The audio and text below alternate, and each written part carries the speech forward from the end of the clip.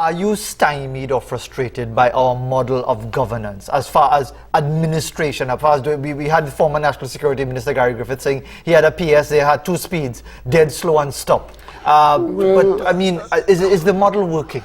Well, the model has a significant number of impediments, and we try, you know, we try to work within them and try to improve them.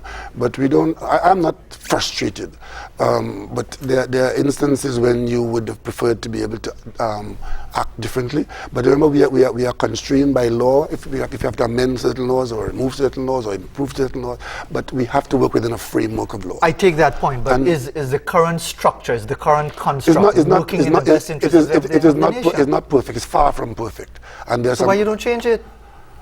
The changing take time, and also there's resistance. There's resistance to change, so you have to overcome that resistance as you go forward. But okay, I have 2 daughters. You have children. I have 2 as well. 2 daughters as well.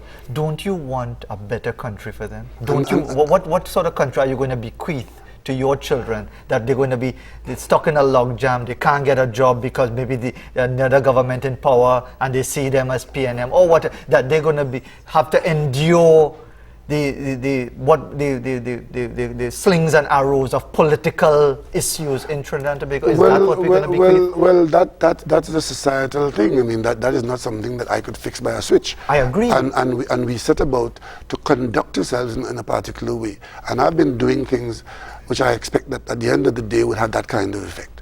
Because, you know, certain things are demonstrable. And it is what you demonstrate will create the environment for what you've just said. And we are heading in that direction. And in that sense, all this eventually seems to boil down in the parliament to all you did this when all you was there and that sort of thing. And should we as a nation be expecting our leaders to deal with issues in a less adversarial manner? Less adversarial. Our system of governance is an adversarial one, where government and opposition, you're competing for office, and it is government and opposition. The very name opposition indicates that you are required to offer an opposing view. How one does that is what will determine what we are. One can disagree without being disagreeable and disrespectful and insulting. I mean, in my own case, I was an opposition leader in this country. I was vilified beyond my own comprehension.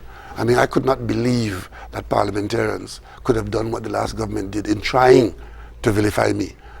It failed, but at least the attempt was beneath the system. However, we would conduct ourselves in a particular way, which at the end of the day, we hope to be judged, and we would have created a climate within which what you have just said about our children feeling that their future is bright and that they have an opportunity to participate without being labeled as being PNM or UNC or being Indian or being African or being Tobago or being from South. We have to work towards creating that climate, and I try to do that.